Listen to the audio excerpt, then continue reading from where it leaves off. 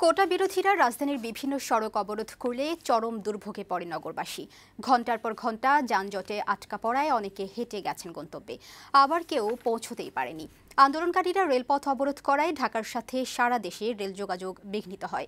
এদিকে বিমানবন্দর সড়ক বন্ধ থাকায় নির্ধারিত সময়ে ফ্লাইট ধরতে বিড়ম্বনায় পড়তে হয় যাত্রীদের।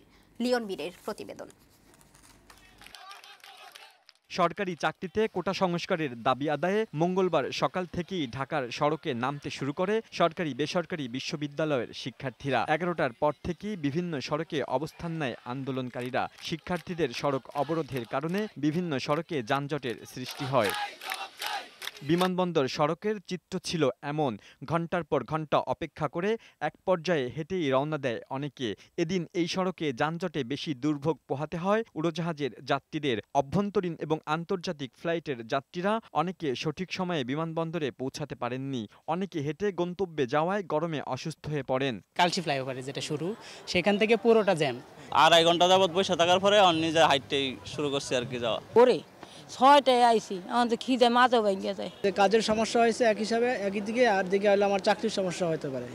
যানজটে আটকা পড়ে কর্মস্থলে পৌঁছাতে পারেননি অনেকে। দৈনিক জমার টাকা না উঠায় অনাহারে পড়তে হবে বলে জানান কোনো কোনো গাড়ি চালক।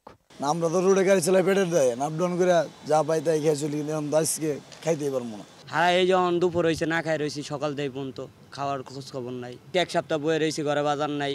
আন্দোলনকারী শিক্ষার্থীরা রেলপথ অবরোধ করলে অনেক ট্রেন আটকা পড়ে। এতে ঢাকার সাথে সারা দেশের রেল যোগাযোগ বিঘ্নিত হয়। এজন্য ভোগান্তি পোহাতে হয় রেল যাত্রীদের। এছাড়াও রাজধানীর উত্তরার জসিমউদ্দিন মোড়, কুড়িল বিশ্ব রোড, বসুন্ধরা আবাসিক এলাকা, Notun Bazar, Merul Badda, Banani Gabtoli Mirpur road, science lab Dhanmondi Gabtoli Mohammadpur Beribadh, Mohakhali Banani শনির আখড়া সহ বিভিন্ন পয়েন্টে কোটা সংস্কার আন্দোলনকারীরা সড়ক অবরোধ করলে চরম ভোগান্তিতে পড়ে নগরবাসী। লিওন মীর, বৈশাখী সংবাদ, ঢাকা।